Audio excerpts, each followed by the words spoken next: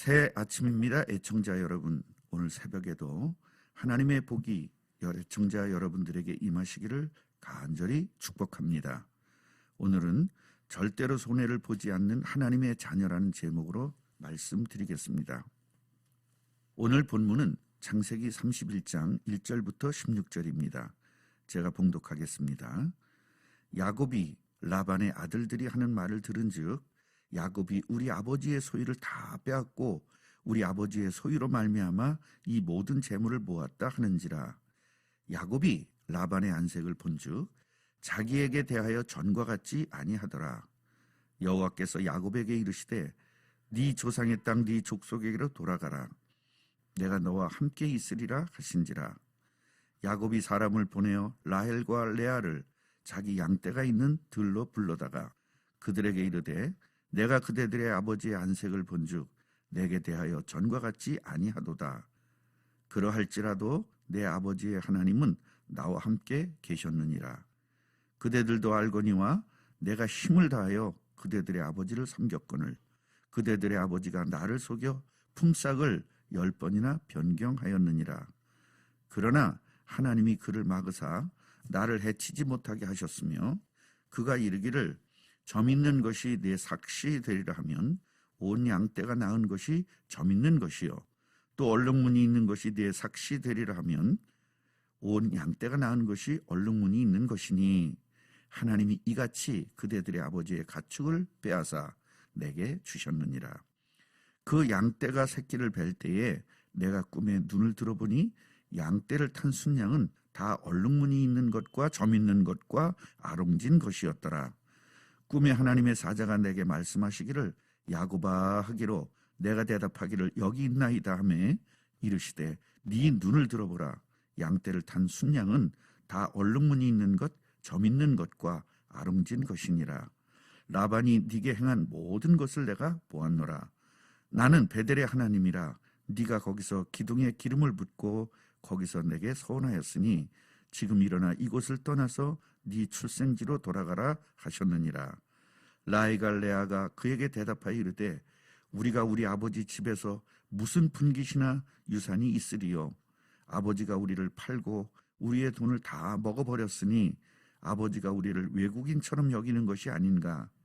하나님이 우리 아버지에게서 취하여 가신 재물은 우리와 우리 자식의 것이니 이제 하나님이 당신에게 이르신 일을 다 준행하라. 세상을 살다 보면 손해를 보는 일들이 많이 있습니다. 어쩔 수 없이 손해를 보기도 하고 더 큰 손해를 보지 않기 위하여 작은 손해를 감수하기도 합니다. 세상 사람들은 손해를 보면 너무 속상하고 마음이 괴로워서 다시는 손해를 보지 않으려고 무던히도 노력들을 합니다. 그러나 하나님의 자녀인 야곱은 달랐습니다. 왜냐하면 하나님의 자녀는 절대 손해를 보지 않는다는 것을 깨달았기 때문입니다. 당장 눈에는 손해를 본 것 같지만 하나님께서는 분명히 갚아주시기 때문입니다. 이것을 잘 알게 되면 절대 손해를 보더라도 속상해하거나 괴로워하지 않을 것입니다. 오늘 본문을 통해 하나님의 자녀가 손해를 당했을 때 하나님께서는 어떻게 갚으시는가를 정확히 깨달으셔서 여러분들 생활에 적용시키시기를 간절히 바랍니다. 먼저 야곱이 본 손해를 살펴보시면요. 1절을 보면 야곱이 라반의 아들들이 하는 말을 들은즉 야곱이 우리 아버지의 소유를 다 빼앗고 우리 아버지의 소유로 말미암아 이 모든 재물을 모았다 하는지라. 외삼촌인 라반을 위하여 죽도록 일을 하고 라반의 자식들에게는 고맙다는 말을 듣지 못할 망정 누명까지 쓰게 되었습니다. 10절을 보면 그대들의 아버지가 나를 속여 품삯을 10번이나 변경하였느니라. 그러나 하나님이 그를 막으사 나를 해치지 못하게 하셨으며 10번이나 품삯을 변경하여 엄청난 손해를 보았습니다. 또한 2명의 딸을 이용하여 빼먹을 만치 충분히 빼먹었습니다. 야곱은 얼마나 손해를 많이 보았습니까? 그러나 야곱은 그 손해의 개념을 일반적인 손해로 보지 않았습니다. 7절 하반절을 보면 하나님께서 라반을 막으셔서 나를 해치지 못하게 하셨다고 고백합니다. 또한 8절을 보면 라반이 점 있는 것이 내 삭시다 하면 온 양떼가 낳은 것이 점 있는 것이요 얼룩무늬 있는 것이 내 삭시다 하면 얼룩무늬 있는 것만 낳았습니다 라고 고백합니다. 또한 9절을 보면 하나님께서 그대들의 아버지의 가축을 빼앗아서 내게 주셨습니다 라고 말하는 것을 보면 야곱은 절대 손해로 보지 않고 실제로 하나님께서는 손해를 보지 않도록 완벽하게 갚아주셨습니다. 그러므로 하나님의 자녀는 갚아주시는 하나님을 절대 잊지 말아야 합니다. 12절을 다시 한번 보겠습니다. 이르시되 네 눈을 들어보라. 양떼를 탄 순양은 다 얼룩무늬 있는 것, 점 있는 것과 아롱진 것이니라. 라반이 네게 행한 모든 것을 내가 보았노라. 하나님께서는 다 보고 계십니다. 라반이 야곱에게 행한 것을 다 보고 계시는 하나님이십니다. 저와 여러분들의 손해와 억울함을 다 보고 계시는 하나님을 절대로 잊지 마시기 바랍니다. 속상한 일도 보고 계시고 괴로운 일도 보고 계시고 누명 쓴 일도 다 보고 계십니다. 우리 아버지인 여호와 하나님께서는 다 지금도 보고 계시고 있습니다. 보고만 계시는 것이 아니라 갚아도 주십니다. 분명히 갚아주십니다. 7절부터 10절을 보면 완벽하게 더 많도록 더 크도록 손해본 것보다 훨씬 더 많이 갚아주셨습니다. 그리고 14절부터 16절을 보면 라헬과 레아도 변하게 하셨습니다. 얼마나 완벽하게 역사하시는 것입니까?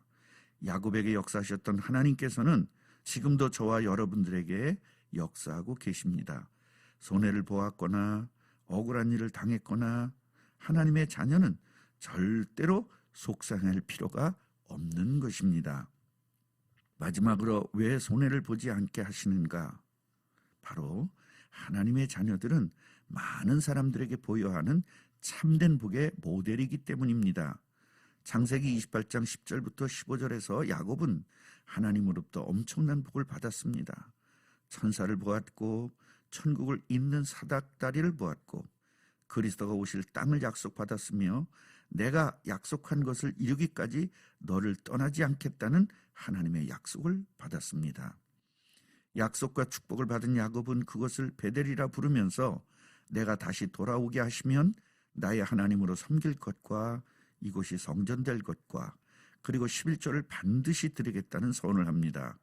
그 서원대로 오늘 본문 13절을 보면 하나님께서는 네 서원대로 네 출생지로 돌아가라고 말씀하십니다. 그리스도가 오실 땅인 가나안 땅을 정확하게 이해하고 서원한 야곱은 서원 그대로 하나님의 응답을 받게 됩니다. 사랑하는 애청자 여러분, 여러분들은 이 시대의 야곱입니다.